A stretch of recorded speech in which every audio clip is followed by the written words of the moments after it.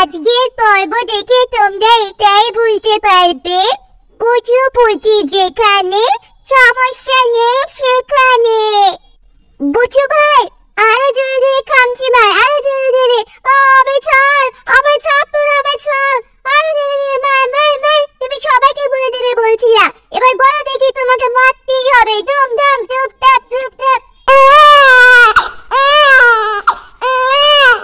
সোনা রে সোনা, চাঁদে কোনা, স্বপ্ন দিয়ে চুটি টিনা, চুটি তারা, তুই যে আমার হাজার তারার কল্পনা।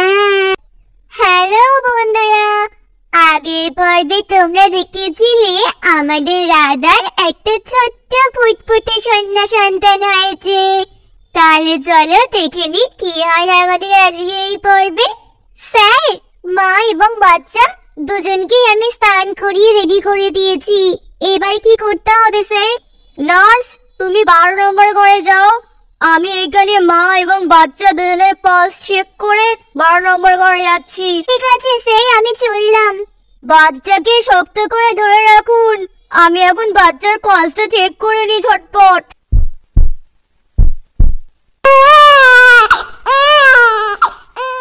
না না শোনা, কাঁদে না, এই তো হয়ে গেছে। ডাক্তার বাবু তোমার পালস চেক করেছে, আর তো তোমার কান্নার কোনো কারণ নেই। তোমাকে তো ইনজেকশন দেওয়াই হয়নি। পেশেন্টের বাড়ির লোক দেখা করার সময় চলে এসেছে, আপনার কি বাড়ির লোক আসবে? হ্যাঁ স্যার, বাড়ির লোক আসবে। আচ্ছা ঠিক আছে, আমি চেম্বারে গেলাম। বাচ্চাকে খেয়াল রাখবেন, কোনো অসুবিধা হলে নার্সকে ডাকবেন। ঠিক আছে স্যার। আর এইদিকে তো রাজার সাথে দেখা করতে সবাই চলে আছে হসপিটালে। পুচিস না, এবার কোল থেকে নামো, অনেকক্ষণ কোলে করে এসছো, আমি আর পারছি না। ঠিক আছে বাবা, আমি এক্ষুনি বনুকে দেখবো। কেমন আছিস রে রাধা এখন? আমার সত্যি শুনেটা কি করছে দেখি দেখি। ও মা, ঘুমু করছি। আর এখানে থাকতে একটু ভালো লাগছে না। সেটা কবে যে বাড়ি যাব, সেই 5 দিন হয়ে আসলো। বনুকে বাড়ি নিয়ে চলো, বনুকে বাড়ি নিয়ে চলো রাজা আন্টি। ও বনু, হ্যাঁ মামা, আমরা কবে বাড়ি যাব বলো না? আমার একটু ভালো লাগছে না বনুকে ছাড়া। রোজ রোজ কোল থেকে হসপিটালে আসতে হচ্ছে। বাড়ি গিয়ে কত সুন্দর বনুকে দেখবো, বনুর সাথে আদর করবো। আমারও কি আর ভালো লাগছে তোমাদের দুজনকে ছাড়া, বুচি আর ফুচি? আমার কি ভালো লাগে বলো একা একা হসপিটালে থাকতে, আর তার উপর এত কাজে খাবার। আর ভালো লাগছে না এক খাবার রোজ রোজ খেতে। আমি জানি তো রাধা, আর তার জন্যই আজকে আমি তোর জন্য বাড়ি থেকে খাবার নিয়ে এসেছি। হসপিটালের খাবার কি রোজ রোজ করা ভালো লাগে? তারা এক্ষুনি বার করছি। সত্যি বলছিস সীতা? সত্যি? তুই আমার কথা কত ভাবিস রে। চল এবার আমি তোকে খাইয়ে দিই। এই দেখ, এইটাতে ভাত এনেছি তোর জন্য, আর এইটাতে পেঁয়াজ দিয়ে ডাল রান্না করেছি। আর এটা কি বলতো রাধা? এটা তোর সেই পছন্দের আলু মাখাটা, যেটা আমি আলু প্রথমে ভাপ দিয়ে ফেলেছি, তারপর তেল লবণ লঙ্কা দিয়ে ভালো করে চটকে মেখেছি, তারপর পেঁয়াজ ভাজা দিয়েছি, তারপর মশলা গুঁড়ো দিয়েছি, তারপর ভাজা বাদাম গুঁড়ো দিয়েছি। খুব সুন্দর, টেস্টি টেস্টি। আরে ওয়াও সীতা, তুই সত্যি এতদিন পর আমাকে সেই আলু মাখা। ও বাবা, এখনই জিভে জল চলে আসছে, তাড়াতাড়ি খাওয়া আমাকে। হ্যাঁ, এক্ষুনি খাওয়াচ্ছি তোকে। এ কি, হসপিটালের মধ্যে আপনারা এভাবে খাবার নিয়ে এসেছেন? আপনাদের সাহস হয় কি করে? এসব কি দেখছি আমি? আসলে ম্যাডাম, রাধা এই হসপিটালের খাবার ঠিকঠাক খেতে পারছে না, তার জন্য। আপনার তো সাহস কম না? আপনি বলছেন পেশেন্ট হসপিটালের খাবার খেতে পারছে না? আপনি কোথা থেকে এসেছেন বলুন, আপনার নামে কিন্তু আমি লিগ্যাল অ্যাকশন নেব। হায় হায়, এবার আমি কি করি? তাড়াতাড়ি টিফিন বক্সগুলো গুছিয়ে রেখে দিই। তুমি খুব বাঁচা, আমার রাজা আন্টি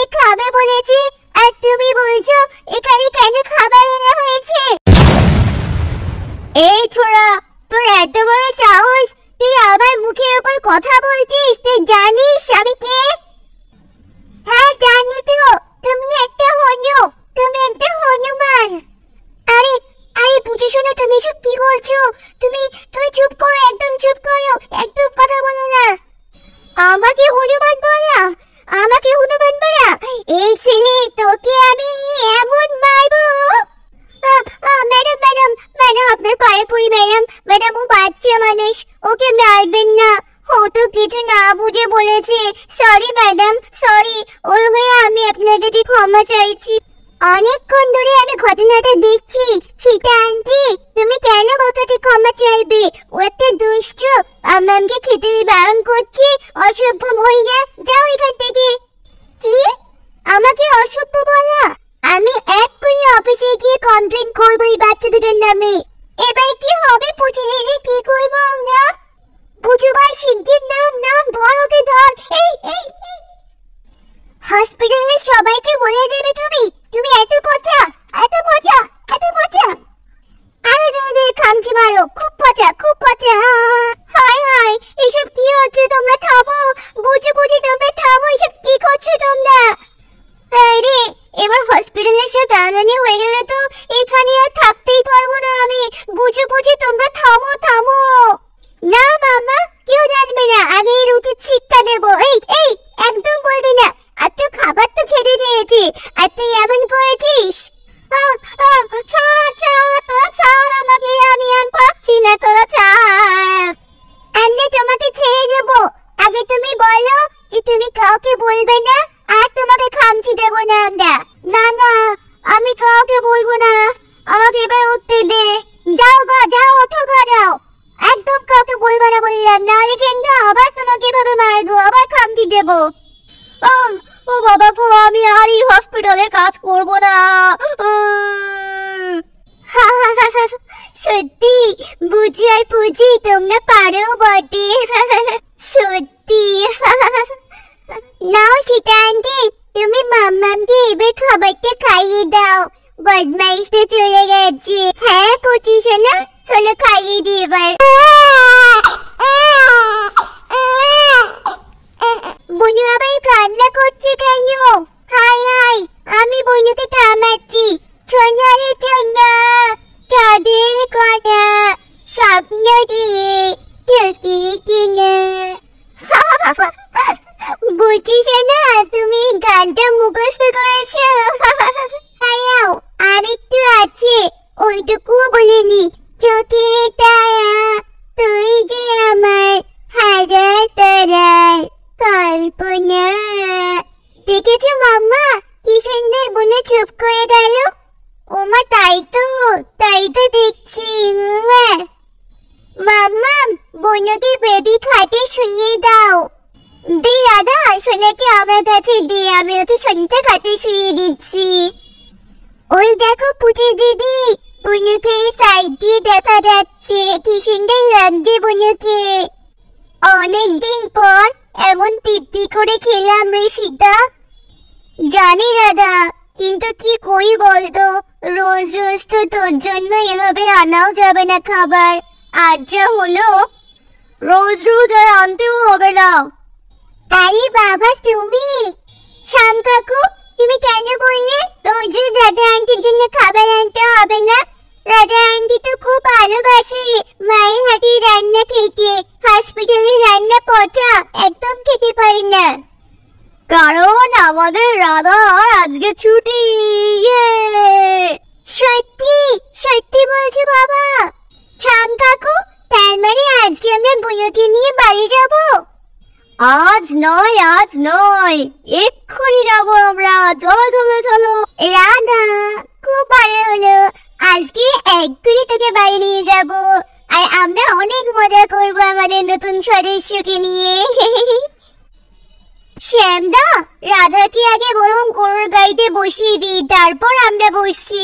আয় দাদাই, আস্তে আস্তে নাম, একদম হুটোপাটা করবি না। আয় আয় আয়, এবার হাতটা ধর। বুঝি যাও তোমরা, এবার আস্তে আস্তে গিয়ে গরুর গাড়িতে উঠে পড়ো।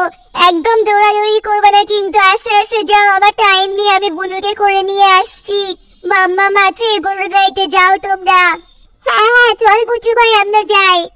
চলো এবার যাই। বাবা, আজকে হসপিটালে যা হলো তার ভোলার না। তাহলে বন্ধুরা, আমাদের এই বুচু পুচি টিভি আজকের এই পর্বটা ভালো লেগে থাকলে প্লিজ আজকের এই পর্বটাকে একটা লাইক করে দিও। আর নতুন নতুন পর্ব দেখতে চ্যানেলটাকে সাবস্ক্রাইব করে দিও।